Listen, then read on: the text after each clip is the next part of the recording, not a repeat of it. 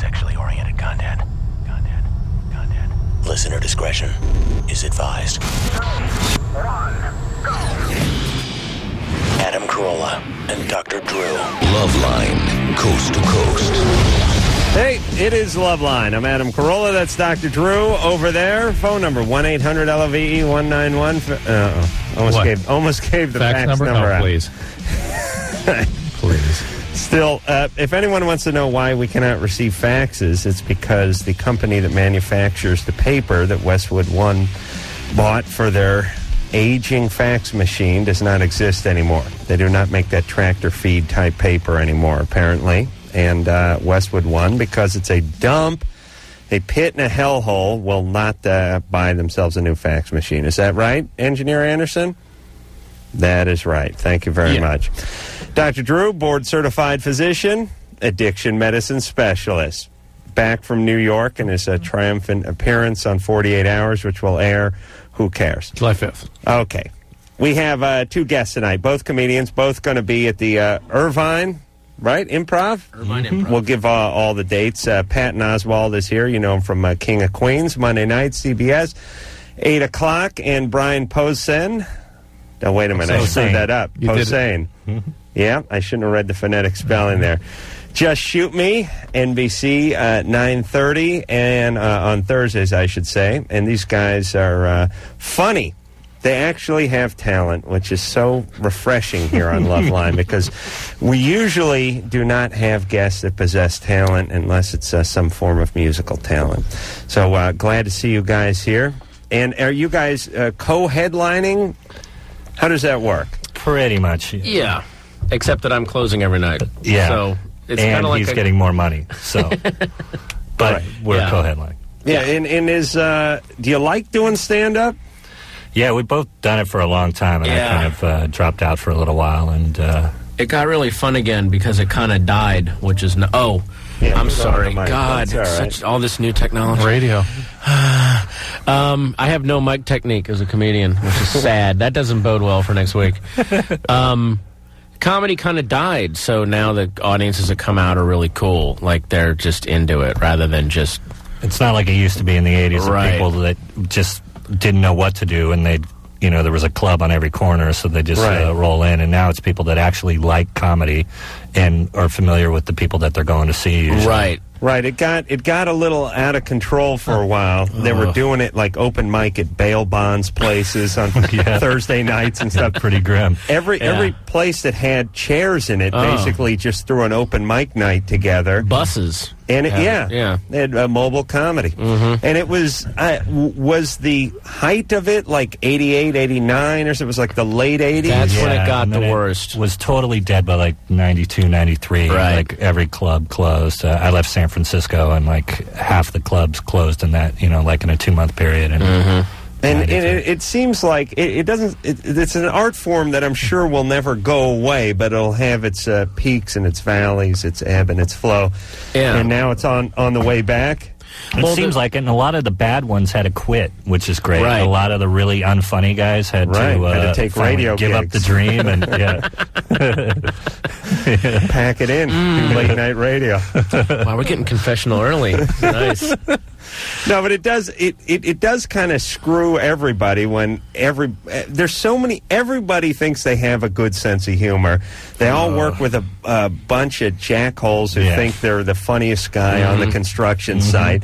So open mic rolls around, and there's 40 guys waiting in line, and the guy who's pulling the names out of the hat doesn't know who's funny and who's not, and consequently, 4 of them should really be there, but there's another 36 guys you got to wade through to get up on stage. Oh, yeah. It's like, I've memorized a bunch of jokes out of Playboy. I'm going to have a career now.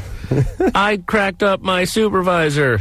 I'm the funniest lawyer. I'm going to take that to the stage. I always love it when the guys who were lawyers or were doctors, or I should say are lawyers, are doctors, are butchers, are very specific in terms of their daytime job. They get up there and they'll do 45 minutes on what it's like being an Albertsons butcher, right, or an attorney, and it's just 2.5 minutes of the act would be good on the attorney thing, Your but not opener the 45. And then move on, yeah, right. Yeah, I'm the comedic honey dipper. I don't want to hear. Dude, come on. Not 40 minutes. You should see what we sucked out of a portisane last week. Got stuck in the main sieve. Tell you, it's a gold mine if you're willing to go in. We got the Marriott Commission, and folks, you better sit back. Order some extra buffalo wings. This is going to be long. I did stand up for about 10 minutes, but I never made it past the open mic part of it. And almost killed yourself because of it, I'd say. I almost drove off a bridge. Yeah. Where was that? San Francisco. Rooster T. Feathers? Oh, my God. You guys know Man. that place? Yeah. I got fired. I got fired from Rooster T. Feathers because the owner's mom didn't like me. She would come and make sure the comics weren't cussing. The owner's mother. Yeah. Mom. Right. Some old bag. Yeah. And I think she's a friend of my grandmother. I swear to God.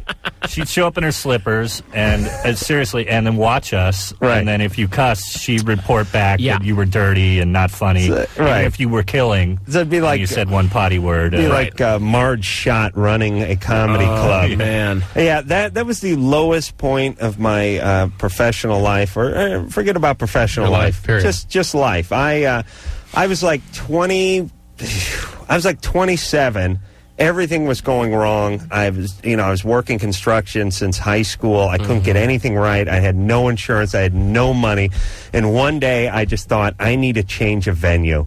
I need to get out of this stale town, and I'll go up to San Francisco, and I'll crash with my buddy Zeb, who's in his 9th year over there at Berkeley, and I'll scrape together a few $100, and my grandmother knows the old bag who owns Rooster T. Feathers, and she'll get me an audition, and I'll become a regular there. I just need a place to work out. I'll work out a bunch of material. I'll stay up there for a good 6 months, and I'll come back and take L.A. by storm.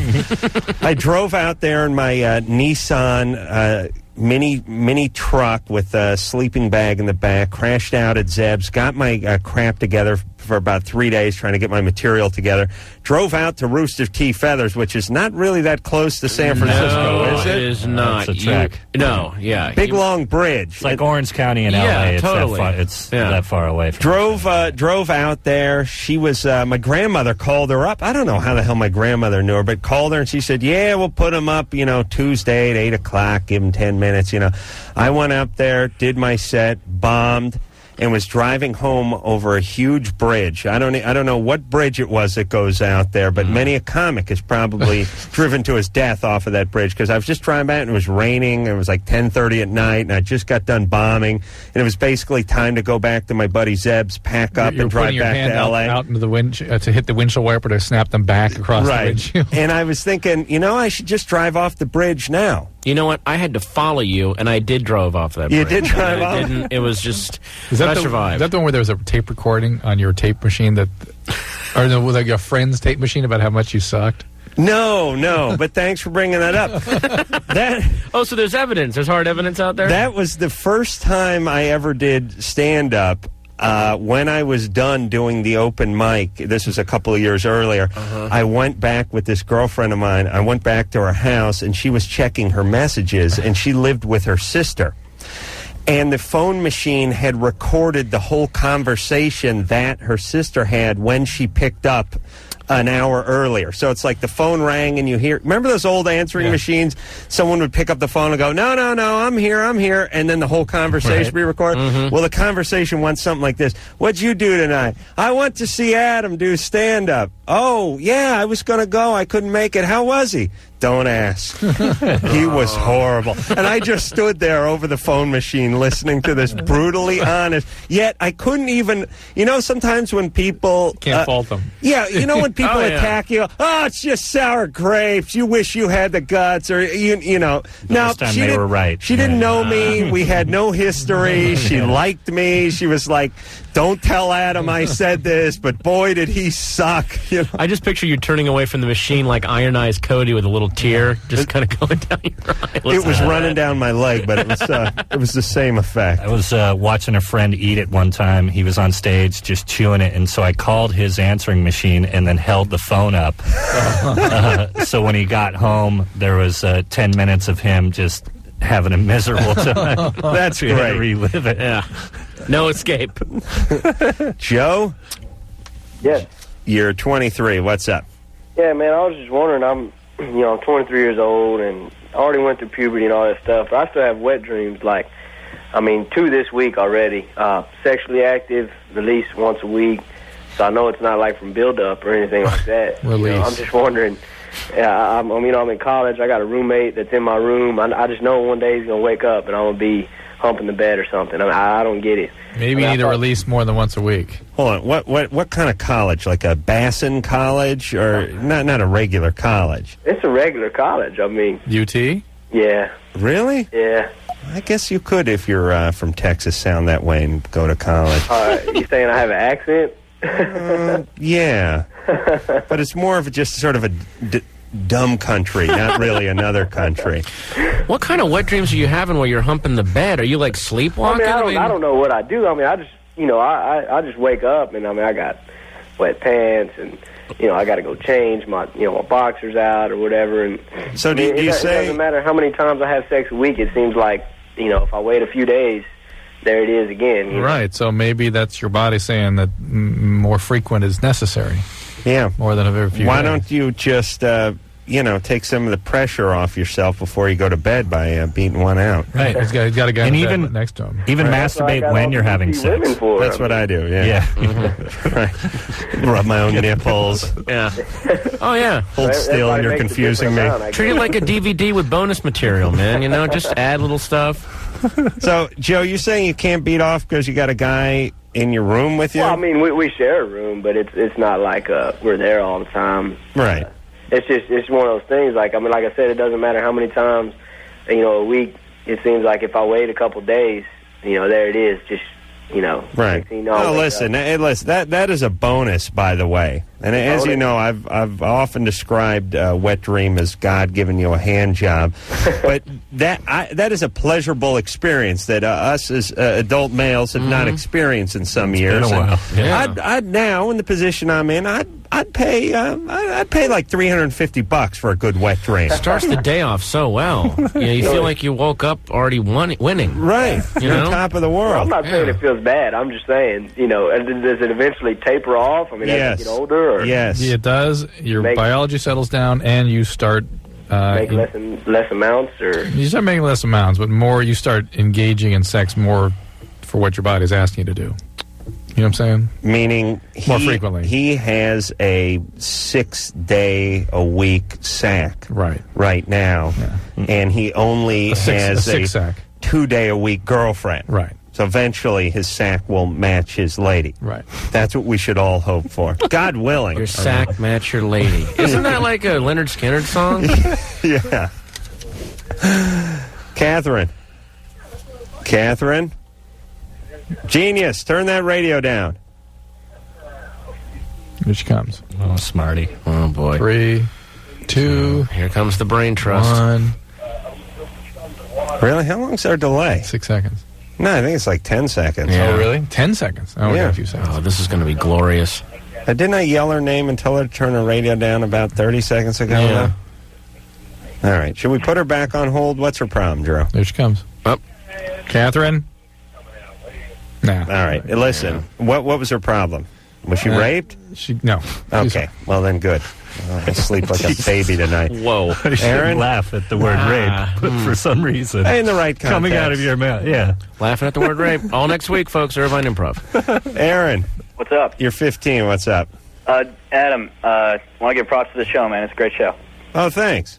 And I caught Dr. Drew's episode of Oprah. And the author of the Quarter Life Crisis book, yeah, I don't know if you recall it, but she referred to the world as one's oyster.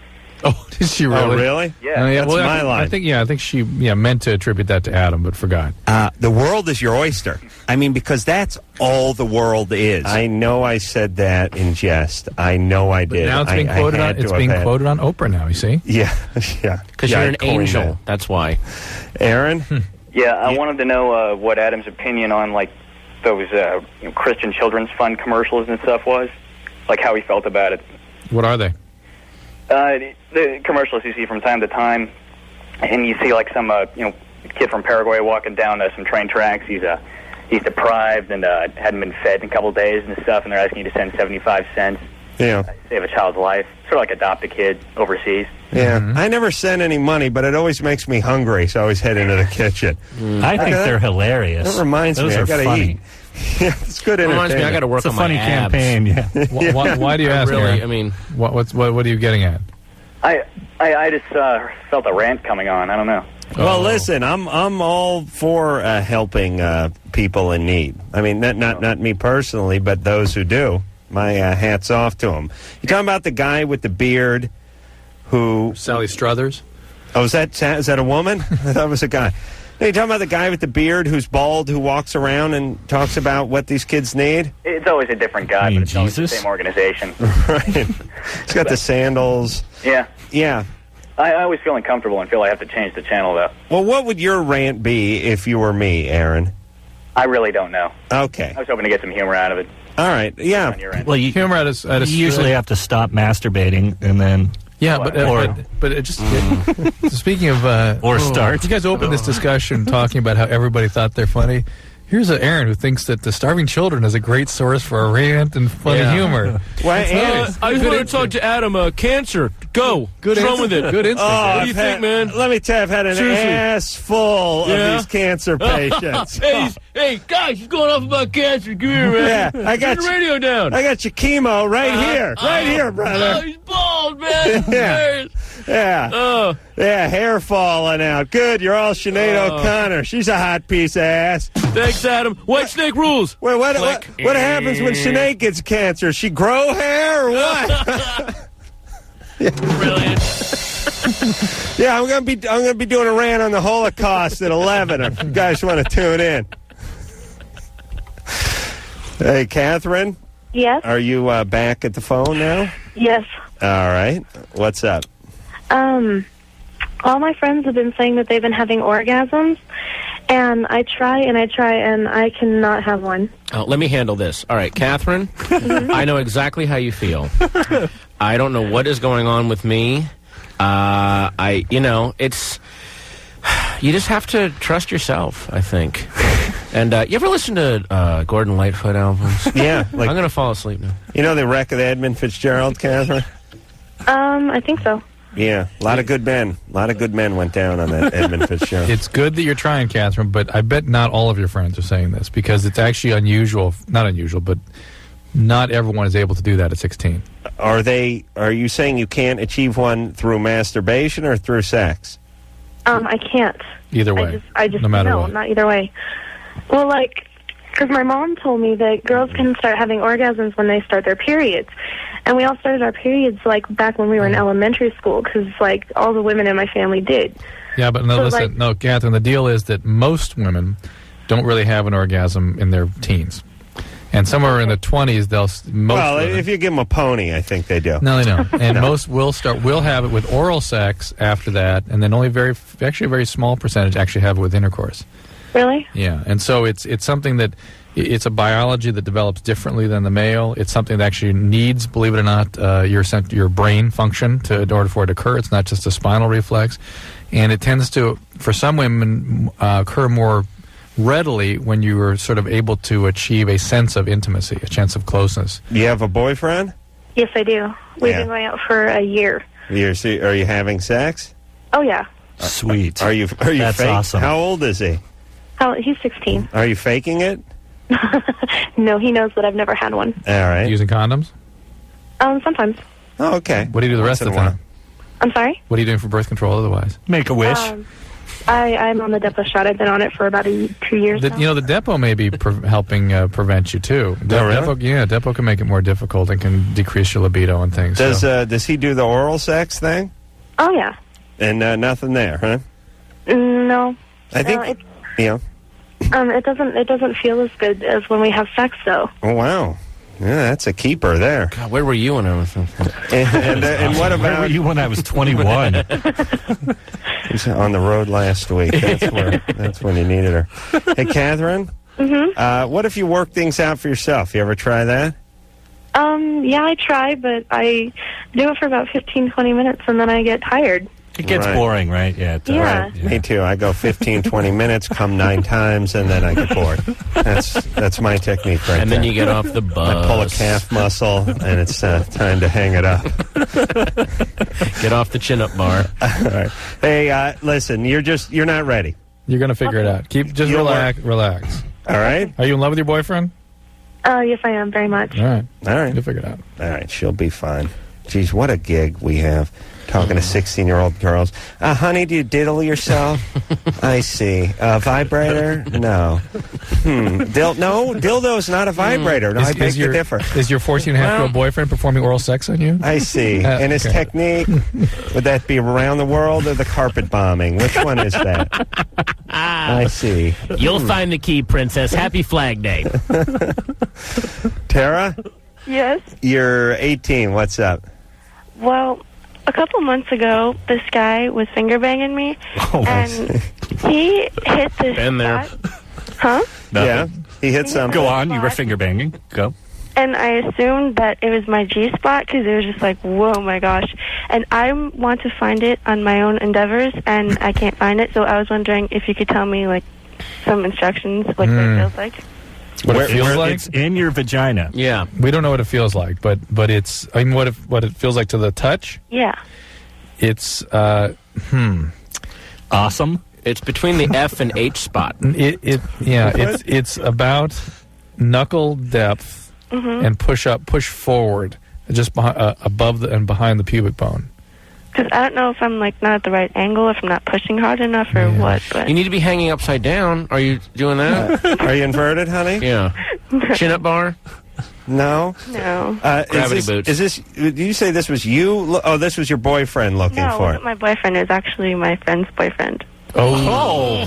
Why didn't you? How tawdry. I see. And were his keys up there? Or were you guys having a sexual endeavor? I mean, you guys screwing around on your best friend?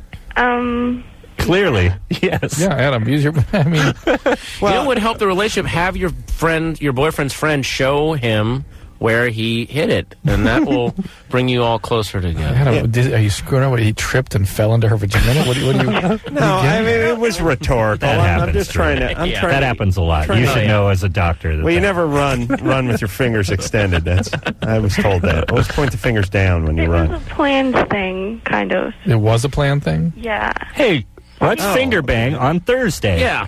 Get your handspring out. Hold on, let me check my book. I got cornholing with Stu on Thursday. Well, pencil in for Friday, finger bang? I gotta watch teabagging on Friday.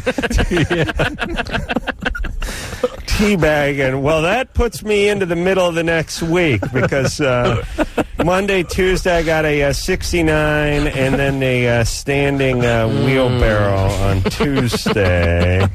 I'm getting into the rattan spinning sex chair on Thursday. It leaves Wednesday next week for finger banging. Is that good? Yeah. After 9, I got to watch Christopher Lowell, and then I'm free from 10 on. Okay. Hey, Tara? Yeah. Did we nail it? Is that exactly what happened? Is that your life? Tara, did we just strum your fate with our fingers? But Tara, maybe you can't be reached with your hand. Maybe you need like something else to help you. You know what I'm saying? Pogo stick. Oh, why don't you? Do you like this guy? Well, actually, he's a jerk. I'm not seeing him anymore. Okay. Why did you break up with your boyfriend? But he's awesome at finger banging. Yeah, he's good. No, actually, he sucked at it. He sucked at it. He sucked at it, but he found your G-spot. That's awesome, right? No. Idiot. It was by accident because he didn't hit it again. What's this? So he's like the Forrest Gump of finger bangers then. Right. Well, he's like Christopher Columbus. Yeah. He thought he was looking for India. What the hell was he looking for? He was just trying to finger bang somebody. All right, Tara, no, one thing I'm confused about. Do you have a boyfriend? No. See, that's the thing. Good. I've never had a boyfriend, and guys usually don't pay attention to me. I don't know why. Why? I don't know. Well, this one guy obviously did. Yeah. It's not like I'm ugly or anything. They just like ignore me, and he started flirting with me. And you're fat, Drew. Please, no, I'm not. You, Tara. Listen, you're beautiful. All right, I don't care what Drew. No, I don't care what Drew says. You are beautiful. We're all God's creatures, and I want you to see his mouth move. I'm going to say, play that again so you can prove to these guys that wasn't me.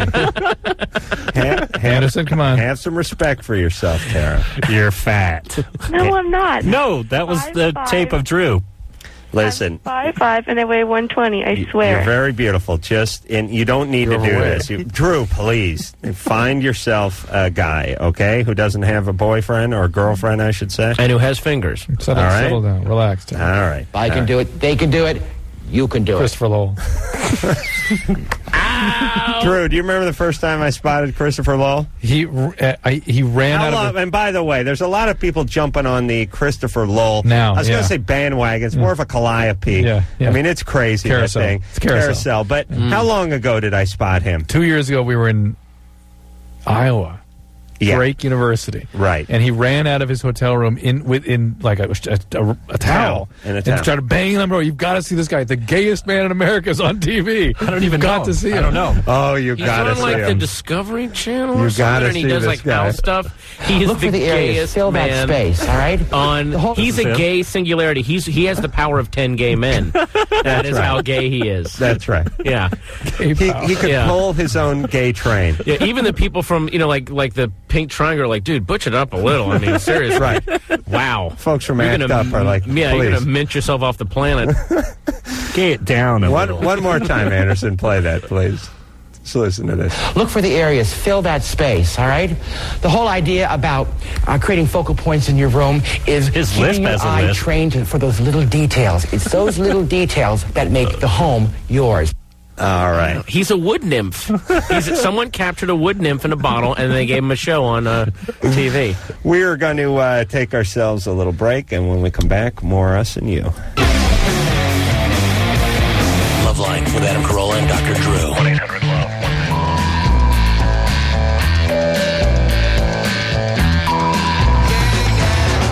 Hey, everybody.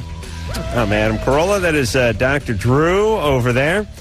Hey, next week, Dave Navarro will be in here. Pennywise, holy Christ. 311 and Sum 41 are going to be in here. What the hell's the matter with us? Hold on. Patton Oswalt and Brian Posehn are both here tonight. That was Brian. What's wrong with Pennywise? Brian from Just Shoot Me. What? Maybe we had to play him the Pennywise tape, the original Pennywise. Okay. Yeah, you got that, Anderson? Okay, go ahead. Here it is. Listen. That's fine. I mean, That's him vomiting. I was just wondering, like, what's the... Don't get back here! No! Please don't throw up on me. Oh, my God. Get out of here! LoveLine is over. I'm pretty much currently... Get out of here! Get away from me! Okay, bye. Get out of here! Wow. Yes, LoveLine is over. It's not our fault. We have a big, ugly man in our guitar band. Get out of here. And, You're playing a song yes. or something? Keep away from me. Get the hell out. Fletcher. Can I turn over? Are we on the air? Please. You guys. Come here. That was him leaning over me vomiting. I don't even hear you guys. That's what it. I know. You were running while this 6'8" monster. I was not even on the show back then, and I'm mortified. That was like a year before I got on this show. Were they boozed up? Can they not handle their liquor? Pizzaed up and started. He was just sitting there. All of a sudden, he puked across the console, and then he got up and started chasing people around, vomiting on them. Now, Fletcher goes 6'8", 375. Yeah. Wow. Large guy. Hand cover Adam's back. Would you say? Yeah. His hand, palm would cover your back. Palm you? Yeah. He could palm. Yes. He could do a lot of palming. And he's all hair. He looks really like some sort of abominable snowman. He's not the guy you want to have finger bang you. No. What? Well, I'm trying to link to the first. Oh no, you're good at So he came back. He came back. Tag back. He came back making amends last time and said this will never happen again. And then he proceeded to get loaded again. And do we have any tape of that? Oh, no. No. And that one, I mean, I don't know why we don't have... You know why we don't have tape of that? Because we just shut down the microphones and called the cops, I think. Yeah. He started discussing going to Poo Poo City. And then he barricaded at the door, beat the crap out of his own security. Right. And we had to call the SWAT team in. Right. I think that is where you take it next after you vomit. Then it's got to go to number 2 land. Yeah. Right. You got to bring out the fecal. Well, as performers, you guys know. Well, that's... You got to go somewhere. That's my go-to. Yeah, after I vomited on the crowd. Yeah. Right, so now... When I vomit, I've got 5. Now you don't need to give me the light after I've thrown up. They'll be back on Monday. I don't know why we're having them back, but we love... Because he has a new colostomy bag. We love the listeners, that's why. All right, Brian and Patton are both going to be at the Irvine Improv, which is at the Irvine Spectrum, and that's coming up this weekend, the 20th. Oh, wait a minute, next week. Yeah. Next week, Wednesday 20th through the 24th. Right. 2 shows Friday night, 3 shows Saturday night. Holy Christ, 3 shows. I know. Saturday night. So it's going to be awesome. It's that 3rd show. Not fun. Angel? Hey. You're 16? Yeah. What's up? I've got these weird bumps, like, on the inside of my vaginal lips. I see. I don't know, I just noticed them tonight while I was listening to your show. Are they symmetrical? I mean, they're on both sides. And is it sort of little tiny bumps? Yeah, I can't see Are they them. in the sign of a pentagram? That can be normal. That can be normal, Angel. Okay, they get, like, super thick, like, right above my clitoris. Thick? Like, I mean, more of them, and they're, like, bigger. Yeah, really, I think it's fine. Why? What do you think that is? How is that fine? To the follicle. Like, I used to have, like, warts on my fingers, so... No. I don't know. Were you finger? No. How did you find that on yourself there, Angel? Yeah, I was masturbating earlier. Sweet. I was listening, because you guys are on tape delay. Right. All right. I guess you're a big King of Queens fan? What? I'm just, How's everything going there, Angel? I'm fine. I'm kind of excited to be talking to you guys. Oh, good. I love your show. You have a boyfriend? No. No. Not okay. right now. All right. All right, so you're just masturbating. Yeah. All right, be careful. Is your name really... Please, Drew, is your name really Angel? No. Okay, good. Because, I have a theory about the girl's name Angel. Yeah, they're teenage prostitutes, right? Exactly. Prostitute by night and honor student by day. Honor student by day. That's right, come on. Yeah. They're from a bad 80s movie. That's Every girl named Angel is a whore. Or they're a gang leader on Hill Street Blues. Yes. You know what you don't hear so much about anymore on TV or movies is by day, by night. Yeah, exactly. People seem to do the same thing throughout the course of the day now and into the night. If you're a whore by day, you're usually a whore by night. Yeah, that's true. The way it works nowadays. You go to bed a whore, you wake up a whore. You don't wake up an honor roll student. You don't go, I'm off shift right now. I'm an honor student. I can't. That's right. Yeah. I'll take some SATs. What is it, 5 o'clock? Got to blow this John. Yeah, exactly. Once I finish this Flaubert, then I'm going to be goblin. What? I'm just, Suzanne? Oh, hello? You're 16. What's up? Yeah, hi. First, I just want to say that the phone screener is really, really cool. I really like them. 16. And I don't know if you guys remember, but I called, like, a couple months ago when that motocross guy was on. And, like, I said your name was on my shoes. Oh, right. I was the original person, and then, like, everybody started calling it. Yeah, a lot of posers putting my name on their shoes, but Suzanne's the original. Did we gamble on you, Suzanne? No, you didn't. Okay. Yeah, any bumps or anything? No. Oh. Well, like, today's my mom's birthday, and, like, we went out to dinner, and I don't really get along with my parents that well. And, like, I got into, like, a big argument with my dad. And, like, I told my dad that I, like, needed counseling. Like, I wanted to talk to, like, a psychiatrist or a psychologist or something. Good. Because I don't think my parents, like, really understand me, and I just felt like I needed to talk to someone. Like, I don't think I'm crazy or anything. Right, you just want some help. Yeah, I just felt I needed somebody to talk to and, like, who would understand me and stuff. You're insane. Sounds crazy to me. I'm kidding. Do you have insurance? Yeah, and, like, my dad just thinks it's, like, a waste of money. Well, if you have insurance, then that should cover at least a few visits. Does it? Yeah. Okay, because, like, I don't know, my parents are, like, kind of, like, my mom is really, really intrusive and, like, overbearing. Yeah. Like, do you have an eating disorder? no, I don't. All right. Could you? I'm surprised. She's, like, crazy. She, like, reads my diary and, like, searches my room and stuff. Oh, boy. And, like, she picks out my friends. Like, okay, I have, like, this friend who has, like, lots of acne, and my mom was convinced he did drugs just because, like, he had acne, because she read somewhere if you have, like, acne, you do drugs or something like that. Oh, really? Wow. Well, like, yeah, like, I don't know, something like that. And, like, they always lecture me and, like, criticize me and stuff. And then, like, if I say something, like, that they do wrong, they, like, freak out about it. Well, clearly they're sort of see you as some sort of projection of themselves, extension of themselves. So anything that is wrong with you makes them feel like they're ashamed and there's something wrong with them.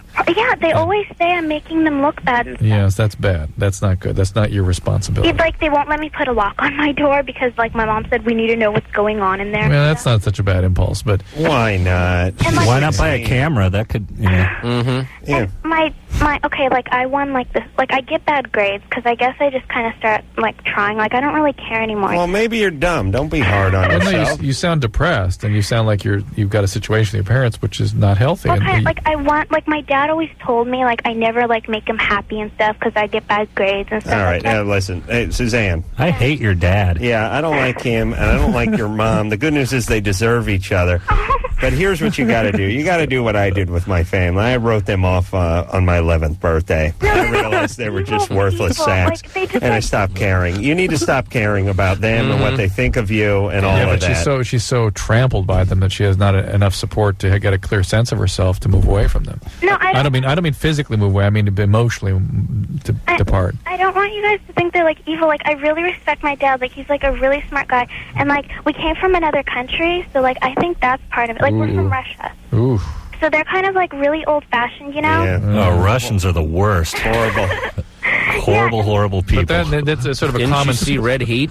It's also a common story in this country where people come from old countries and want to sort of maintain the values and the parenting style of that country when the children are living in a different culture. Yeah, like, I always tell them, I'm like, you know, why'd you come to, like, it's just horrible. All right. You know, you say USA right or wrong, pinkos. Hey, Mom and Dad, go back to Russia if you don't like my bedroom. Exactly. If you don't like what I do in my own room. Don't run.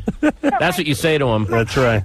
Don't tread on me, Mom or Dad. Remind them about the U.S. hockey team victory in the 1980 Olympics. My parents know that I listen to you guys, and I told them, like, because we went out to dinner tonight, I'm like, well, if I call LoveLine and Dr. Drew says that I, like, you know, I need, like, counseling or something, will you, like, because my dad just thinks it's, like, dumb. All right, tell him Drew said... Tell him, I'm recording it, so they're... All right, tell him Drew, go. And then cut it together.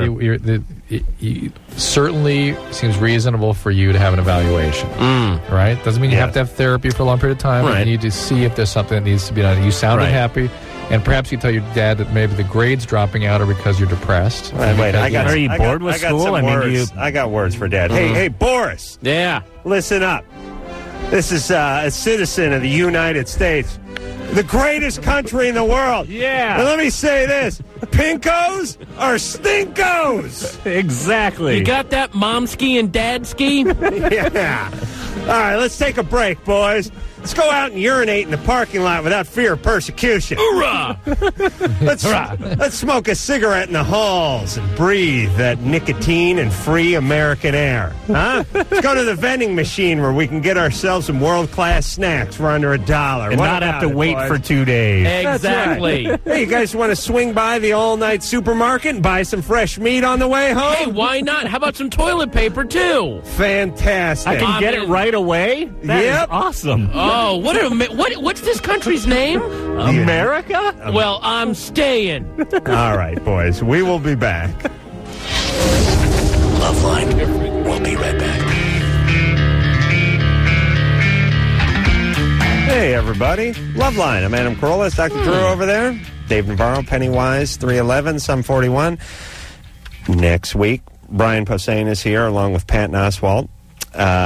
They can be found at the Irvine Improv at the Irvine Spectrum. That would be the 20th through the 24th. What's the 20th? That's Friday? So Wednesday. Oh, Wednesday. Well, you know, can I mention I'll also be at the Largo on Monday the 18th? Is that Cafe Largo? In L.A., Cafe Largo in Fairfax. Right. I'll be there Monday night. The alternative. The alternative Monday night show. Is that where guys don't tell jokes? No, that's what guys that tell jokes think that happens there. But no, it's the Monday night show is really fun, really awesome. It's a great show every Monday night. Yeah. All right, that's so good. At Largo. Please come. All right, you'll love it. We will hop back to the phones and speak to Angelo. Ooh. Angelo. Hey, what's up? Hey, you're 19. How's it going? Hey, Adam, you're a god. Well, thanks. Yeah, I know. Yeah, Dr. Drew, you're a genius. What's up, Angelo? What's going on? I'm sitting right here. Yeah, hi to the guests, whoever. I think Brian from the Shoot Me, man. It's great. It's a great. Cool. Thank you. Great show. Patton from King of Queens, by the way. Yeah. Again, I'm crying a little bit now. No, okay, Adam. My sister has your name on her shoe. She's 14. She loves you, man. Thank her. Yeah. And, okay, a couple of shows ago, I don't know how long ago, you talk about putting some toothpaste, like that cream that numbs your teeth, your gums where it really hurt. Oh, like Oragel? Yeah, like Oragel, and put it on your penis and kind of last longer. What? Yeah, we were talking not about that. Oragel, though. Well, that was one of my ideas, wasn't it? Yeah, so I tried it. It really worked. Oh, did? Yeah, for those who want to try it. Gotta go. Yeah. Good news. It's kind of weird, though, because I bought this called Ambisol. It's kind of funny name, Ambesol. Yeah. And it has like Benzocaine, like 20%, so it kind of numbed it for 10 minutes, and it, like, made me last longer. So it was really cool. Well, what I said was that there's a study that using xylocaine jellies has been shown to extend it for some guys. Well, yeah, I mean, back in the day, we used to rub Coke on there. It was the same. It was primitive, but it was the same effect. Sure. It's kind of expensive. So you numb your penis, and that delays ejaculation. Yeah, like for 10 minutes, 10 more minutes. So, I usually last like for 8 minutes. Also, I found with the Ambisol, the cap is an interesting shape. You can wedge that up your urethra and add another 5 to 10 minutes to orgasm. That's how I got into my frat.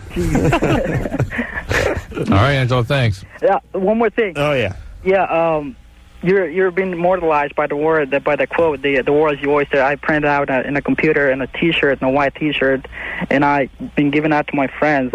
The world is your oyster, because that's all the word is. Thank you. Yeah. Thank you. You've not seen my likeness in a tortilla, have you? No. No, okay. I just want to see what level he'd gotten to with his face. I've been putting Mr. Pibb up my butt, and it makes you poo longer. Surely, because it's not supposed to be up there, like, directly, and your butt's like, whoa, get it out, and you just don't stop. It's great. I don't really have a job or nothing, and there's no kids around here except me. Travis? Yeah. You're 17. Yeah. What's hey, up? Adam. Dude, you're a god. Man, I would eat a plate of total worms just to meet you, man. Travis, you rule, dude. relax. I think Brian and I got on the show. Relax, Travis. All right, sorry. All right, what's up? Yeah, my girlfriend and I, we've been dating for like 4 or 5 years. And How old? I'm 17. How old is she? She's 22. All right. Ooh. Congrats, man. Wow. Nice she was work. 17 and you were 13. Yeah. She getting you beer? Yeah. Yes. Dude, that's great. I would eat a plate of total worms to meet you. Mr. That is awesome. Mrs. Robinson. That's a score. We kind of wonder what's up with her. Or more specifically, what's wrong with her. Yeah, but when she's 60, you'll be 53. Crazy, be a real retarded, drag. both. What's up, Travis? What do you want to know from us? Well, recently, we've been dating 5 years before her and I even had sex. Yeah. And, she was a virgin, and I was, of course, a virgin. And when her and I have sex, it tears up her insides. Like, she says it tears up her insides. She bleeds out from her insides itself. Well, the tissue on the inside. Wait a minute. Hey, hold on, Travis. Could you work the word inside in just one more time, please? Yeah. Listen, her bleeding from sex doesn't mean she's being torn up. Many women bleed at sex. It's just the lining of the uterus is a little unstable, and there can be some bleeding afterwards. Mm-hmm. So the bleeding has nothing to do with anything. Okay, because she claims. And when she says I'm being torn up inside, it may be a metaphor for sleeping with a 17-year-old. Maybe an emotional thing. And wait, did you guys just start having sex? Is that I missed? Yeah. I thought you said you went out for 5 years. Yeah. So you were 12? Yeah. Now, did she have a history of sexual abuse or something? No. Well, because it's basically we grew up next to each other. I've lived next to her since I was 4 months old. I've known her dad, and I wouldn't even picture her dad ever doing that. Well, not necessarily her dad. Has anybody ever done anything to her? No. Mm-hmm. All right. Well, because we live in a small community, so it's everybody knows everybody. So. Right. Yeah. Those kinds of things never Never happen. any sexual abuse Not in a small town. No. Bakersfield? Is that where it comes from? Yes. The small towns? Oh, yes. Isn't that where sex... Yeah, they invented bluegrass, corn whiskey, and sexual abuse. That's right. And jug playing. And jug playing. So, but this business of it being so painful for her is what we're sort of exploring. Is there anything else? Does she lubricate normally? Oh, well, that and her ass is the size of a mason. Oh, got us. Yeah. Good one. Travis. Hey, that was great, Travis. We're just talking to the guys about it. Well, I was just asking if a dildo ever called and prank called, Right. and then turns out We got did. a dildo. You're great. I was afraid the show would be dildo free, and yet No, he was good. You noticed he had the the sense of urgency. the kind of slight stutter. Seemed a little real. Yeah. But then his math, I got thrown off with I was like 12. Went out for 5 years before they had sex. And What 17-year-old girl goes out on the phone? Right. All right, hey, good work, Travis. Genius. We're going to send you out a windbreaker, okay? New Albert Hey, Brooks. can I get it signed by you, though? No. Oh, you mean you weren't kidding about the part of him being your idol? No, dude. That was the most bogus part of all, I thought. I didn't believe that. that seemed a little flimsy to me. Oh, yeah. No. The bogus part of my statement was sending out the windbreaker. We'll do no such thing. Wink. But we will take ourselves a little break, and when we come back, we'll speak to Justin, who's 13, has a lump on his left nipple. What could it be? We'll tell him after this. LoveLine, we'll be right back. Call on the 1-800-LOVE. Hey, everybody. Yeah, that's our friends, the Colt, who are on here night before last. Is that right, Drew? Yep. That's right. It's LoveLine. Phone number 1-800-LOVE-191. Patton Oswalt is here tonight, along with Brian Posehn. They will be found at the Irvine Improv at the Irvine Spectrum. That is the 20th through the 24th. That is Wednesday through Sunday. Yeah. 2 shows Friday night, 3 shows on Saturday night, and then Sunday they commit suicide together. Exactly. In On their stage. dressing rooms. Oh, on stage. Yeah, we're going to play Seasons in the Sun, and it'll be really nice. I don't want to spoil the surprises. As a headliner, how much time you got to do? An hour? Yeah, about 45 minutes an hour. Yeah, that's a lot. I say that every night. It's hard. Mm-hmm. Yeah, that's and don't now. Obviously, you're not going. You'll do relatively the same act.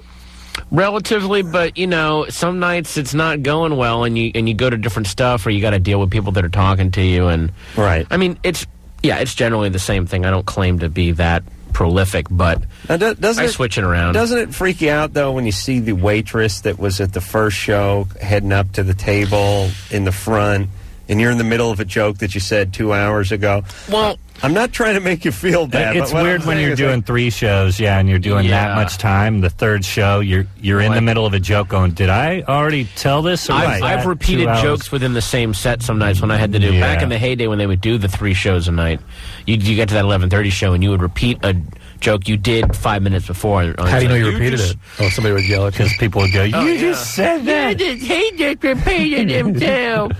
But also, and then they'd have sex with their kids. The cruel part of the mind is it's not strong enough to stop you from repeating the joke, but it is powerful enough to catch you about 3/4 of the way. You're doing the setup, well, and then you keep going. Your mind is also cruel enough to, you can literally, you can get to the point you can just tune out during your own set, and in your mind you're going, I got to return those videos, and I should probably email that one dumb guy. And then you literally come to in the middle of your own act. It's really an amazing thing, and I'm thankful the mind is that way. But I mean, do you remember like the first time you drove a car and you're trying to figure out the stick and the clutch and the steering and everything, and now you're on a cell phone and you're smoking and you got a thermos of Kamchatka between your legs, and you're yelling at some kids that aren't even yours in the back seat. It's like.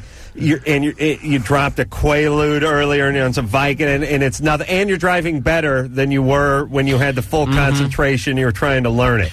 Yeah, or if you make the same trip every day and you will literally zone out and you'll realize, oh, God, I just drove for 10 minutes. I wasn't even... When did I make these turns? Oh, that's right. Oh, man. But I think you have to do it because if you were a airplane pilot or a stand-up or you hosted a radio show, your brain would fry if you gave it the same amount of concentration the first time out as you did the 2000th time you did it. I'm not making a good account of ourselves. Like, folks, come out next week and watch me ignore you on stage. We're going to phone it in next week. Folks, watch him sleepwalk right through I won't the even set. be present. I won't know you're there.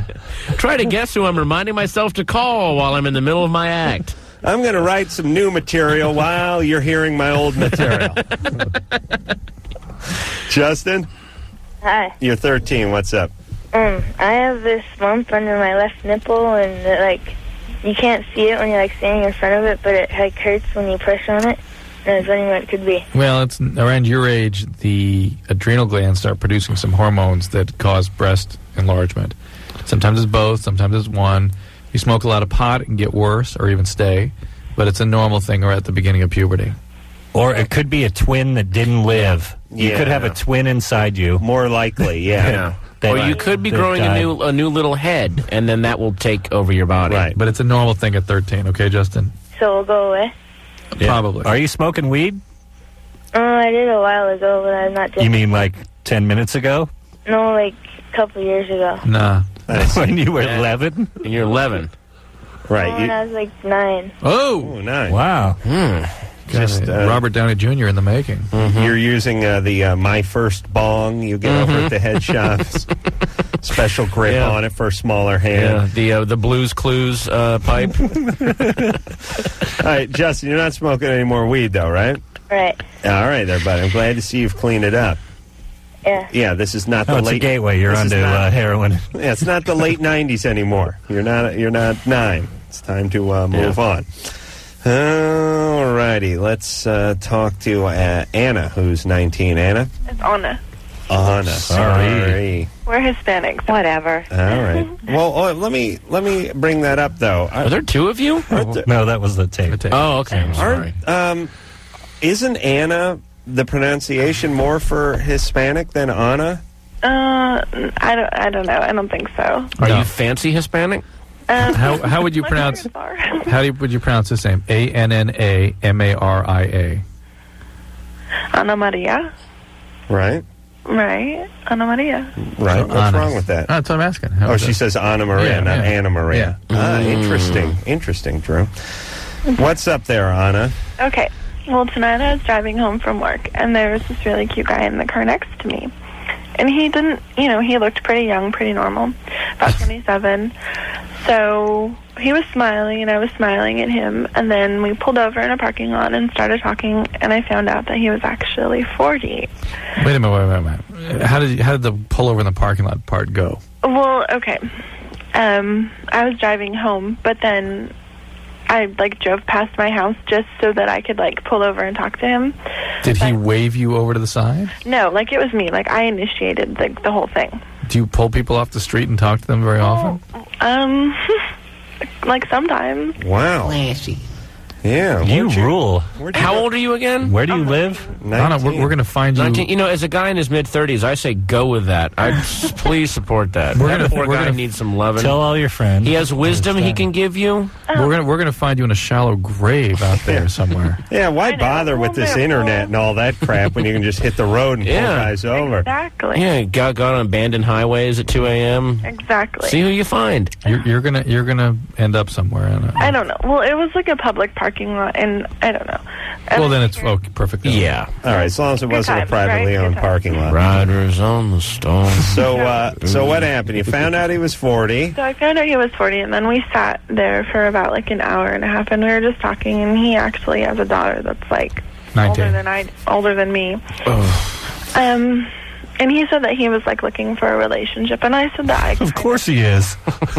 Some girl just flagged him off the freeway. You wouldn't be driving around alone unless you were looking to start something. Yeah. No, well, he doesn't live in town. He was It'd be great, though. I could see most drifters don't live in town. Most drifters, that's why they're called drifters. Yeah. You know, it'd be funny, though. Hold on. If you guys being drift. ended up getting married, and people are like, so where did you guys meet? Oh, on the road. And he was like, oh, what, were you in a band or something? Flagged him down. No, on the road. Yeah. All right, so he has a kid. He has 3 kids. 3 kids. Right. He has 2 daughters and a son, and He has a daughter and a son that are older than me. What happened to his marriage? So what's your question? I say go for it. Yeah. You get to boss around. You get to be their mom. You can boss them around. That'll be awesome. Where's his wife? What? They're divorced. How long? They're divorced. How long have they been divorced? They've been divorced for 9 years. He left her in a parking lot. Yeah, with it for a 19-year-old. So, Anna, do you want to yield or merge into oncoming traffic? Yeah, what's your question? Yeah, what is your question? Well, I just kind of wanted, like, y'all's opinion, like, what you think. Like, We think he's a loser. Are you Hispanic? Yes. Okay. He's a loser. I don't even know if I want to get into what's up with her. No, okay. Although just for giggles, just introduce him to your folks. That'd be awesome. That's gonna be a great moment. You'll never forget it. Well, like, my dad is 12 years older than my mom. I see. All right. Mm-hmm. All right, but, hey, But, like, I listen, didn't grow hold up on. with a dad. Why are we... You didn't grow up with your dad? No. Where was he? He was just, like, my parents divorced, and I was like, Okay, but why are we crucifying this guy? He's driving, a cute chick looks at him. They you exchange did it. glances. Totally, and then yeah. she says, You told him to pull over. pull over the Costco lot. Yeah. Let's exchange numbers. Most guys would look away or get nervous, and this guy went, "No, carpe diem." Right. exactly. I'd just drive home and masturbate. Right, so, all right, so... So I'm just, like, wondering, like... Is he going to call you? Does he have your number? Yeah, well, we exchanged numbers, but I don't know. I feel like... So he's courting you. I feel kind of icky because he's 40, but You should feel icky. You just want to use the word icky and you want to go with a 40-year-old? Come on. Yeah. No, but I don't look like I'm 19, though. Okay. I look a lot You look more like you're 50. All right, but what about finding a guy who's closer to your age? Are you having trouble with that? The guys my age are losers, though. Yeah. What age do you consider? Unlike the 40-year-old. What age do you consider? Cruising the street really with the good three job. kids. He has a really good job and a really nice car. And What kind of car, what kind of job? Oh, he's a lawyer, All right. and he drives a BMW. All right. What age do you consider guys your age? Guys my age are, like, 18, 19, 20, up until, like, 23. Yeah. Why'd you say a 25-year-old? I don't, because I haven't found one. I don't know, but... Get in your car. Yeah. Right, hit the road. There is a guy right now. Fill in your your gas tank. neighborhood. Yeah. How old's the guy's son? Maybe you can date him. But when I date older guys, I just feel, like, more secure. All right. Well, date him. Just don't get pregnant. Yeah, because all he'll right? never dump you. And don't die. Don't get killed. Yeah. Guy's an attorney, drives a BMW, has 3 kids. They have really nice trunks, the BMWs. Yeah. For their, carpeting. But and she pulled him over. I know. Man, he went for it. Love American style. I mean, that's like Bill Clinton's alibi. Hey, she showed me her G-string. All right, but hold on. You know those Mexican broads that wear a ton of clown makeup? They all look like they're off the set of Mucho Gigante. And they can either... let me tell you something, Mexican women. They can either be 17 or 77, but they all look 38. Big rack, big ass, He didn't know. You can't judge the age of a Mexican woman. You cannot. But he was told. She told him. All right. Mucho Gigante. Allison. Allison, you're 19. Yeah. What's up? Me and my ex-boyfriend were dating for about around 18 months. I went with a group of friends to Chicago, and all girlfriends. Mm-hmm. And when I came back, like a week later, he was like, maybe we should take a break. And I was like, okay, fine, F him. And when I went back to work, there was this new guy at work, and I started getting interested in him. And I don't know if it's because I just was out of a long relationship, or I really like him. It's a little bit of both. All right. So now you got a new guy you like. Yeah. And the question is?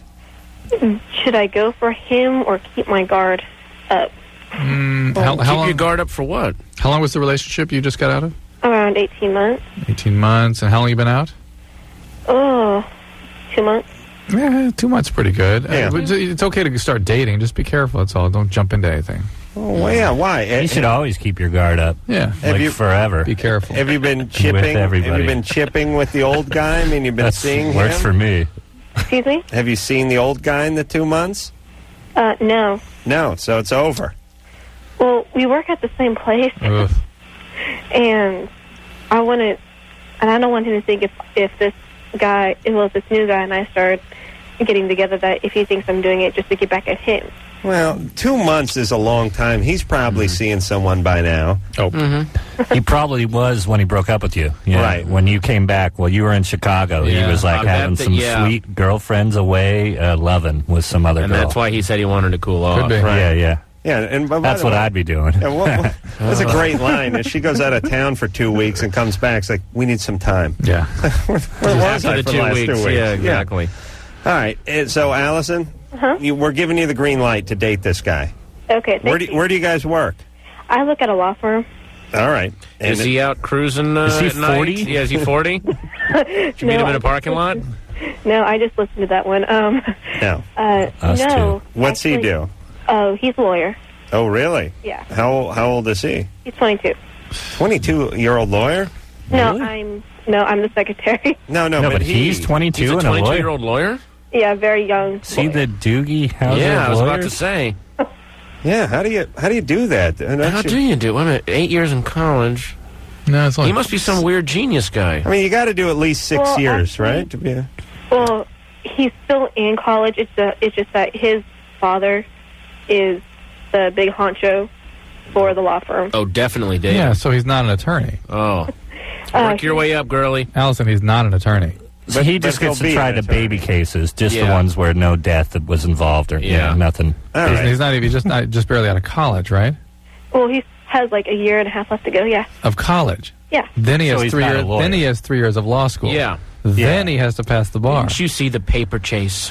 All right. Listen, Allison, it'll all be over by then anyway, so you might as well enjoy yourself, okay? Okay. All right. Good luck with those lawyers. Okay. Big pains in the ass, all of them. I got a couple attorney friends. They're just they argue on. They're worse than Mexicans, aren't they? They really are. You know what's the worst Thank thing? God there's no Mexican lawyer. Yeah, I was about to say, Thank God. Mexican lawyer is the worst. Well, they don't have any as of yet, but one day there will be a Mexican lawyer. That should be a slang term for like bad sex. How was it? Oh, she gave me a Mexican lawyer. It was really bad. Wasn't even there. John? Hello? You're 21. Mucho Hidalgo? I'm still hung up on that. What's up, guys? What's up there, John? Oh, not much. Just want to tell you guys, hey, look, I love your show. It's awesome. Adam, Drew, you guys are awesome. Great. Basically, I'm calling because I have a rather weird situation I've realized over the years. I spend a lot of time working on computers as a graphic artist, and while I'm online, or while I'm working on my computer, I have a chat program. Random people seem to instant message me and send me all kinds of notes and stuff over the connection, and it seems like while I'm working, I'm talking with them, and they seem to get kind of attached. Okay, mostly it's females.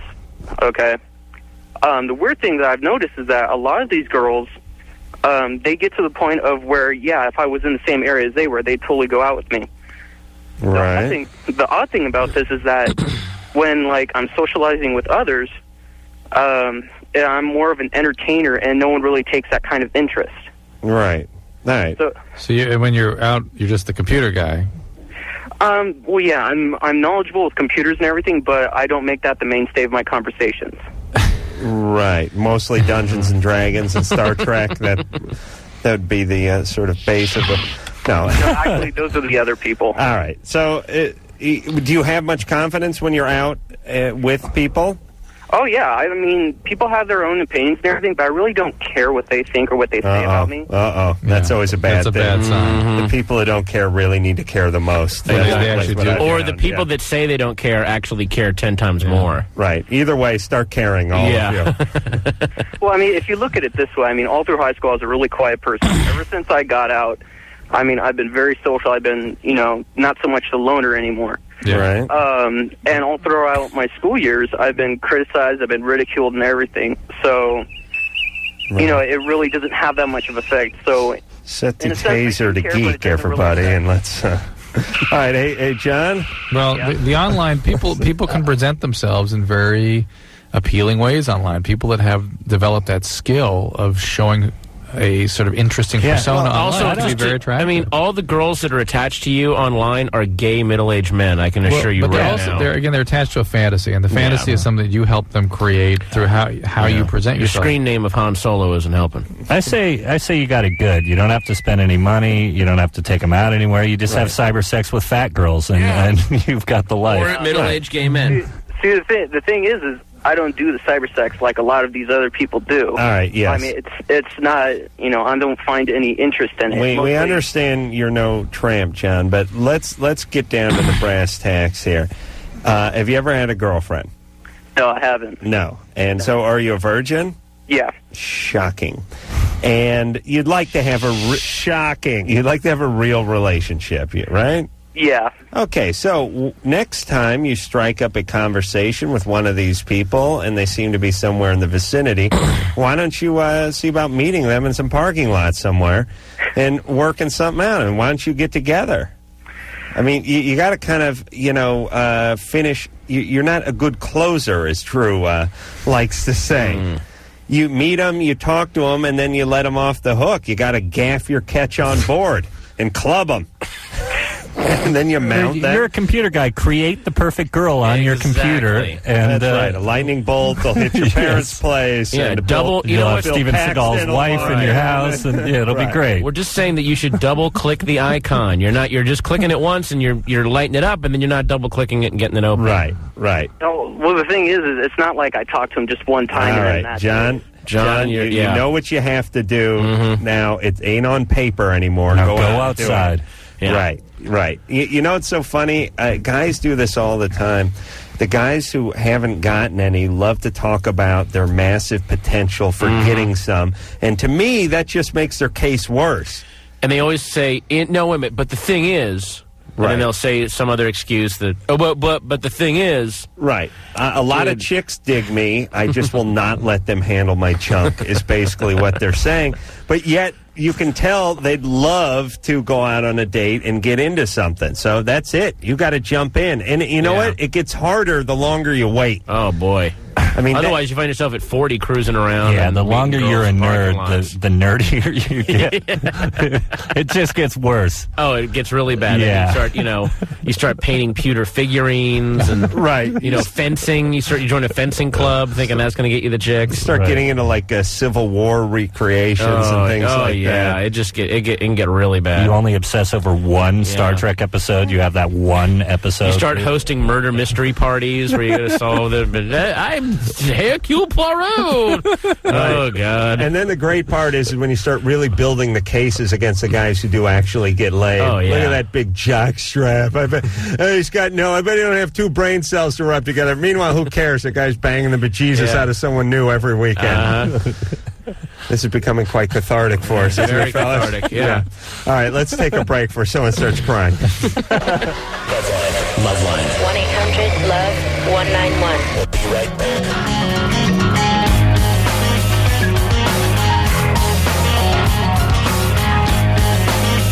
Hey, everybody. There we go. I'm Adam Carolla. That's Dr. Drew over there. Phone number 1-800-LOVE-191.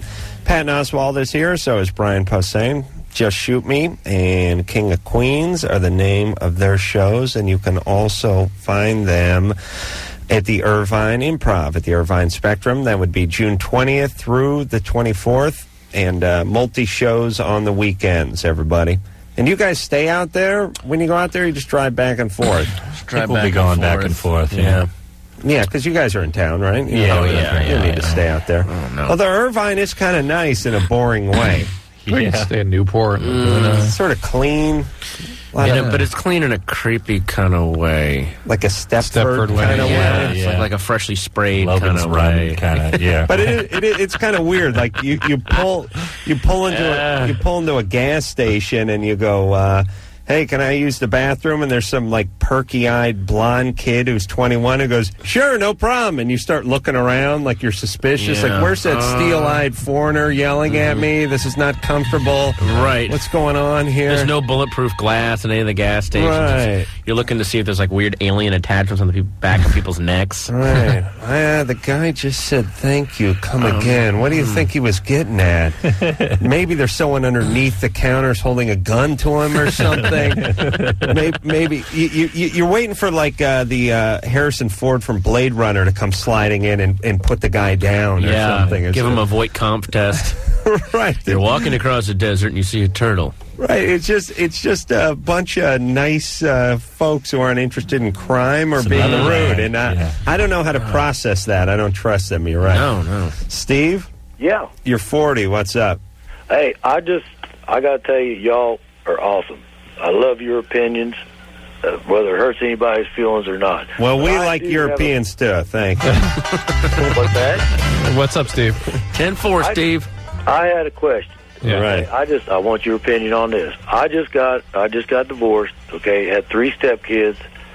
Mm-hmm. Pretty much raised them from the time there's like. Please say knee high to a boll weevil. I mean, did you hook up with a 19-year-old girl in a parking lot? No, I tell you what, I heard that too, and there ain't nothing wrong with a 4-year-old guy, man. Okay. No. All right. So you raised your stepkids. Right. Okay. When we first got together, we was together for 10 years. Right. Okay. When we first got together, the oldest one was like 4. The next one was 3. The other one was like a year. Right. Okay. Well, I raised them, the best way. I'm from the old school. My mom and dad was divorced when I was 2 years old. Right. That's old school. Okay. Right. My mom did her best to raise me and my sister. She went to work during the day, went to school at night, got her better jobs and that, and progressed. We pretty much got to do pretty much what we did, wanted to do. I understand all that, but now you're divorced. Well, my question is, I heard the girl talking earlier about the lock on the door and stuff and wanting to do whatever she wanted to her room or whatever. Right. Well, that's all fine and dandy, but where do you draw the line? Well, you're divorced now, though, right? So it doesn't really matter. I've got 2 daughters. I've been married. This is second marriage. Oh, I see. I think that you draw the line at the written word. I think they should have an opportunity to have their own sort of private journals or diaries, that kind of thing. Well, I understand that, but anything else that requires trust, they have to earn that. I mean, it's just like a treaty with another country. It's trust and verify. Well, it really is. I more look at it as a prisoner that's in a camp, which is they got to earn the privileges, their recreation time. It's like, hey, you don't trust me. That's right. When you give me reason to trust you, then I trust you. Well, but it's a balance. You have to knock on the door and ask if you can come in. You have to be respectful of their space, but you don't leave it be as though they can be trusted with their privacy. You assume that they're going to be up to something. It's a better assumption. Drew? Yeah. Why? Steve done a good job with them. Well, how old are they? Well, right now, the oldest one's... no, not now. How old are they? The stepkids are 14. I got a daughter that's 17. Right. And don't you have another daughter as well? Yeah, she turned 2 last fall. 2. Oh, okay. So you don't have to worry about her for another 6 years, right? But the 17-year-old you're worried about a little? Pretty much. What's she doing? Or how are her grades? Oh, she's doing real good. Right. Doing real good. All right. So you can trust her. You trust her. Yeah. All right. But, I still got feelings for my stepkids, too, Yeah, it's tough. When I go to see my daughter, on visitation, that stepkids are there. They come out, and... Yeah. 2 of them, the 2 daughters, there's 2 girls and a boy. The 2 daughters won't even call me by my name. Why? They call me Dad. Right. Okay. What do you think they call me, a-hole? Well, no. No, Steve, listen, that's tough. And it's something we never talk about on this show, which is, what about the stepkids that you essentially raise? I mean, they're 4, 3, and 2 or something like that. Then you get divorced, and technically you're sort of out of the picture. I think you just have to work that one out. I mean, I think if they love you and you love them and you have a relationship and hopefully you don't burn any bridges with the ex, you still keep the relationship going. It's hard a lot of times. The women, the mom won't allow it. Oh, thank God I hated my stepmom. Did you guys have step-parents? No, just mom's boyfriends. Bad. She never. Really? She never got one to commit completely. No, just had a bunch of boyfriends. Yeah. Yeah. Were they all right?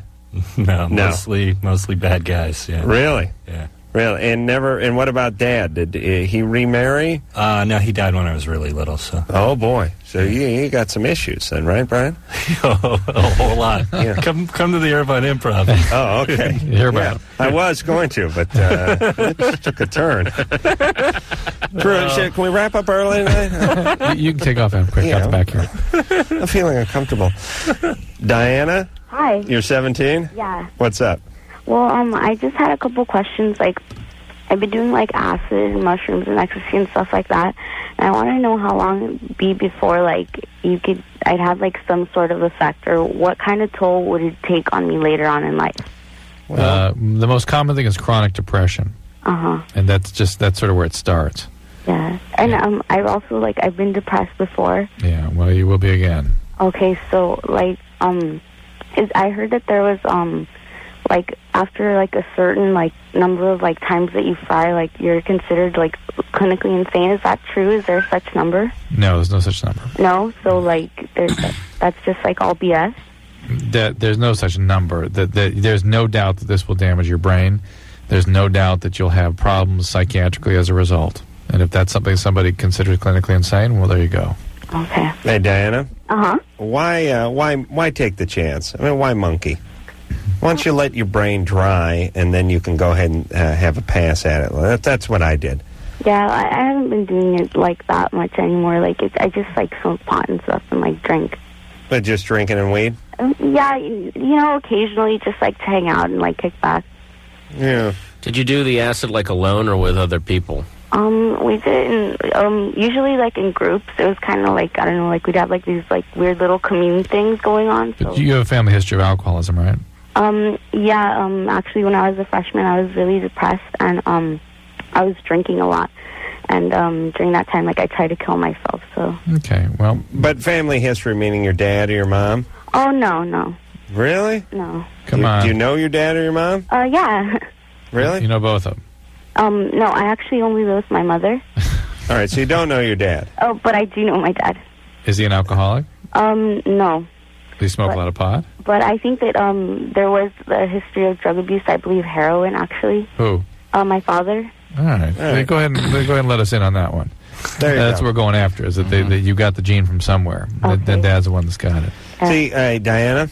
Uh-huh. Unlike, I can do whatever drugs I want because all I inherited from my family was the boring gene. Well, no, the lazy gene, too. I'm lazy and boring. Yeah. The same gene. The napping gene, I guess it is, yeah. Napping and jacking, I think I got from my grandfather's side. I'm not sure. I got to talk to my grandmother about that. I'm pretty sure it was a chronic It skips a masturbator. generation. Oh, does it? Yeah. But it's on the father's side? Yeah, but if it's your grandfather, then you've got it, both barrels. Oh, right. Yeah. Right. But, Diana, you are heading for trouble.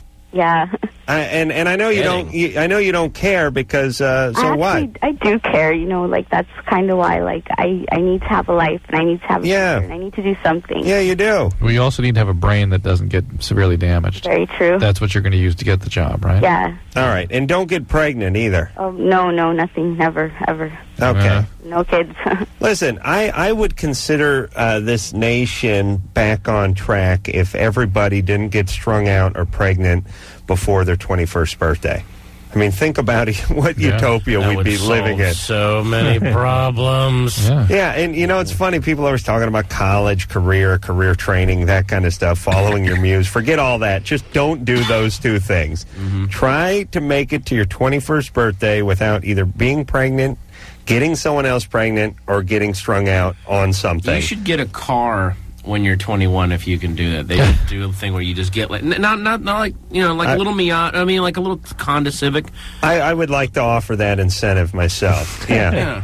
Right, with a car. Yeah, with, by the way, a trunk full of Lucky Strikes and Jack Daniels or something. You know, big payday kind of thing. Sort of a Goyim bar mitzvah.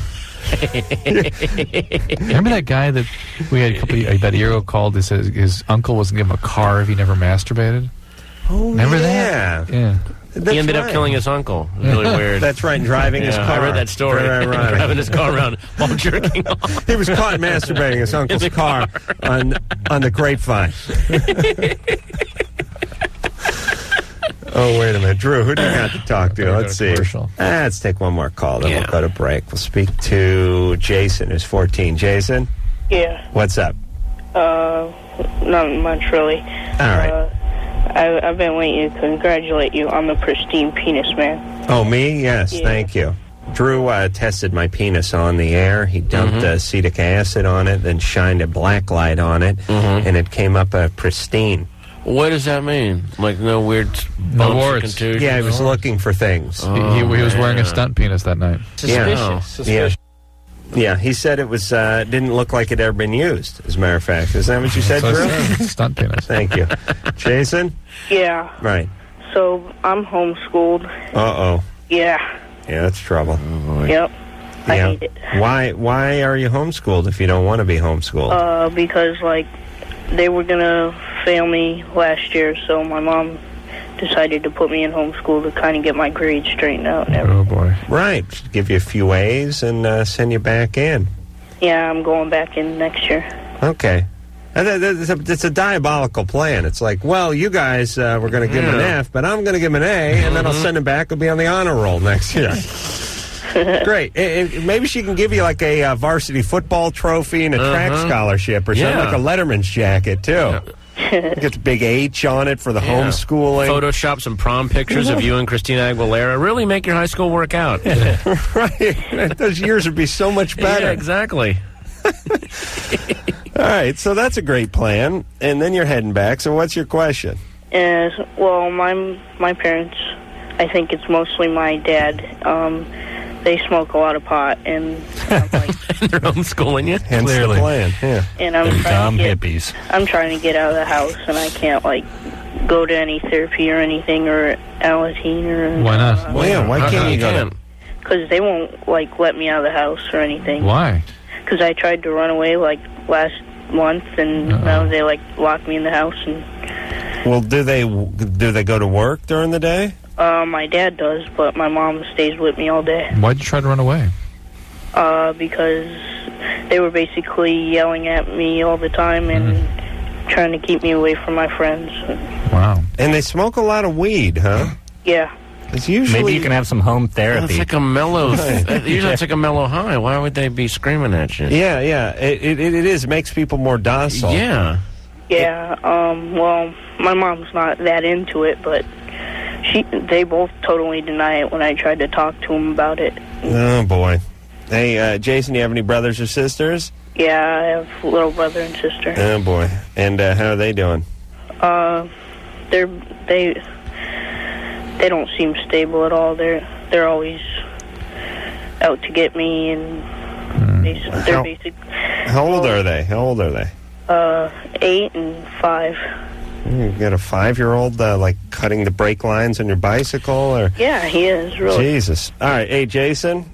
First off, let me apologize on behalf of all adults for your parents, and it's I'm sorry that you have to become sort of an adult when you should be enjoying your high school years. I don't know what... I'm glad you're going to be reintroduced to school. Part of the thing is you shouldn't have flunked out last year, and you wouldn't be in this predicament. Right. So it'd be a good idea that when you did get introduced back into school, that you got your grades up, right? Yeah, because I'm, like, moving this year, so I'll be going to a different school. Why are you moving? I don't know. Well, our house is pretty small, so... And we'll be like... Have you seen your dad smoke pot? Yeah. Every day? Not every day. I don't see him, but I've seen him. How many times? I've seen him about 20 times. Hey, if you go back to high school, can't you talk to the counselors there, or maybe try to get some help once you're... If you're in high school during the day and you're away from your parents, can't you ask for help then? Yeah, I guess I can, but... Yeah, but I'm not so sure the parent smoking pot is the issue here. Yeah. What do you mean? He's making it the issue. You understand? Yeah. Jason's got some stuff going on. He's been a behavior problem. He's flunking out of school. He wants to make it their problem. Yeah, Jason, why were you flunking out of school? I was basically the class clown, really. You were like a big jerk-off at school? Well, I had a lot of friends and everything, but I wasn't really respected because I wasn't doing well. And you weren't respected? Yeah, by, like... the faculty? The teachers dissed you? Yeah, really, yeah. Yeah. Hey, Jason? Yeah. You know, we're hearing your side of the story, and it's probably best that your parents don't tell us their side of the story, because you sound like a pain in the ass. I mean, you're kind of a troublemaker, right? Yeah, I guess so. All right. So maybe your parents are disciplining you, and you don't like it, and they're keeping they're keeping the hatches battened down on your ship because you're out of control. Yeah, that's they what let they you. They let you out in the bay, and you sunk. Yeah. Any more ship references you guys want to toss in? Remember the Maine. It's supposed to be a 3-hour tour. Remember the wreck of the Edmund Fitzgerald? Yeah. We touched on it earlier today. Jason, it's too rough to feed you. No, Jason, you We're going to need a bigger boat. You need this. I'm sorry that your parents were rough on you, and that certainly they have a role to play in the condition you're in right now, but it sounds like they're doing their parenting right now. Thank you. We'll be back. LoveLine. 1-800-LOVE-191. Back in a minute. Hi, this is Dave Navarro. You're listening to LoveLine with Adam Carolla and Dr. Drew. Yeah, you are. And Dave Navarro will be in here on Sunday. Then the big showdown with Pennywise, 311 and Sum 41. Patton Oswalt and Brian Posehn are both here tonight. You can find them at the Irvine Improv, at the Irvine Spectrum, the 20th through the 24th next week, Wednesday through Sunday. Multi-shows on the weekends, everybody. Let's talk to Phil, who's 15. Phil? Yeah, I was wondering how you think abstinence affects teen and college relationships. What do you mean? Like, do you think, like, being abstinent in high school affects you less than in college? Depends if it's by choice. Affects you less. What do you mean? Yeah, like, do you think people are more likely to break up in college because of someone decides to be abstinent in the relationship? Well, if one of them does, but if they both agree on abstinence, then it seems like... then it works out. Would work out. Right, but I mean, like, you know, our... Yeah. You're not asking a clear question. Well, it's not that out there. Yeah. In relationships, like in high school and college, are people more likely to break up if one person decides to be abstinent? Yes. Why? What do you got going? Oh, nothing. I'm not in a relationship. I never have been. But I'm wondering, like, what the statistics are. Or... Well, forget about abstinence. It's like if one person wants to go to Europe and the other person doesn't want to go, right. or one person wants to have a kid, or one person wants to... Anytime there's one in a couple that right. wants to do something drastically different, especially when it's a basic need like sex, you're going to have a little friction, and you probably have a higher likelihood of them breaking up. All right. I was just wondering because I always hear people call in and they're always saying how one's abstinence and they want to break up or... No, you hear guys complaining about that, but some guys will hang in with that. They will. Yeah. You don't hear women complaining about that. Yeah. All right there, Phil. How are you doing? You got a girlfriend? No, I'm 15. I never have. Mm-hmm. Are you planning to stay abstinent? What? You planning to... No. No. You can't wait to shut You're that. just curious? Yeah, I was just wondering because you always hear calls like that. Yeah. I was not planning on being abstinent when I was 15 either. Unfortunately, it was forced upon me by the law. Well, the student body, other half of the population. Student body at North Hollywood High, and then after that, it actually spread into the San Fernando Valley. So it was. I don't know if they had a meeting. I wasn't. I'm not paranoid, but somehow they all found out about it. It's become an international thing for me, actually. Oh, really? Oh, yeah. I'm kind of. I've taken it into the jet age. It's really nice. Yeah. Really expanding. Oh, yeah. Gloria? Yeah? You're 30. What's up? Oh, okay. I'm freaking out, kind of. My girlfriend and I, best friend and I are just hanging out. All of our boys are over here playing. My 5-year-old and her 4-year-old were up on his top bunk, and she walked in on, like, the 4-year-old just pulling up his pants, and then my 5-year-old says that he had his mouth on his weenie. Really? Yeah. On the boy's weenie. On the little boy's weenie, and my little boy doesn't lie, and he's been telling me about a bunch of stuff, how it's happened before, like 3 times. Yeah. With whom? With the same kid? The same little kid. Which is your friend's kid? Which is my friend's kid. So you think something's happened to the friend's kid? What? So you think something happened to the friend's kid to make him do that? No, they're so normal boys, know nothing. Yeah. I mean, I'm a single mom, so, I mean, but there's nothing, no issues in any kind of, you know. Well, did you ask? Yeah, go ahead. Is your kid the one that's pitching or catching? Or I'm sorry to put it that way, but This time, he was... They mix it up. But he said it's happened before, and they both did whatever. They both traded off. He said that before they each And did it. why was he doing it? Did he say? He didn't say. He won't say. And he's pretty good about telling me. Well, there's only one way the kids do things that are sexual or explicitly sexual. And that's when an adult does something to them. Or another child who has been abused by an adult then does it to the children, and the children start doing it to each other. Untrue, though. Drew and I argue about this. I can't get that out of him. And I just shouldn't have said his name, I guess. But Well, all of his friends now are listening. All of his 4-year-old friends are writing this down right now. Right.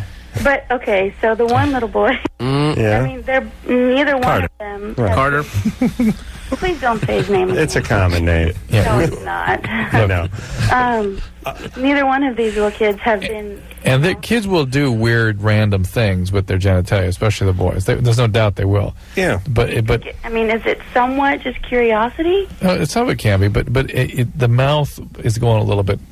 Yeah, it's pushing it, but it's still within the realm of experimentation. Possibly. And, I mean, the good news is, if God forbid he ever has to do time, he's sort of prepared himself. But he's up on the bunk, Hey, listen, don't laugh, Adam. No, I know. Listen.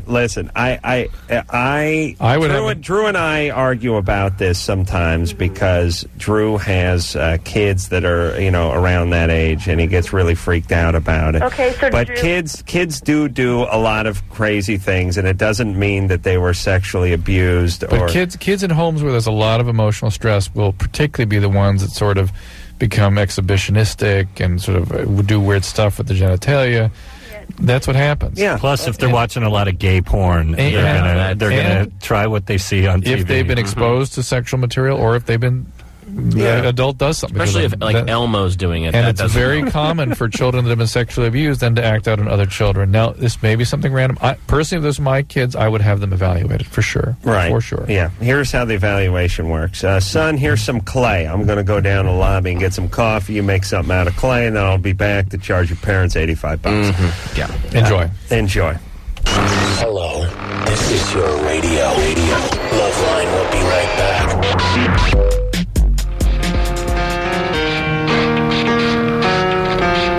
All right, everybody. That's it. Another fantabulous show. I want to thank Damien for doing a great job on the phones all week. Tara, don't call me Tar, goddammit, for doing a great job on the phones all week. Producer Ann for putting her feminine stink on the show. And, of course, the trying to think of the prince of the potentiometer. There you go. That's good radio. Engineer Anderson, and of course Lauren for doing a great job. What was Lauren doing? A great job. A great job. Patton and Brian can be found again at the Improv in Irvine next week, the 20th through the 24th. Thanks, guys. Thank you. Do appreciate it. And until next time, this is Adam Carolla for Dr. Drew saying mahalo. Yay! This has been LoveLine. The opinions expressed on this show are not necessarily those of the staff, management, sponsors, or this station. The producer for LoveLine is Ann Wilkins Ingle. LoveLine is a presentation of Westwood One Entertainment.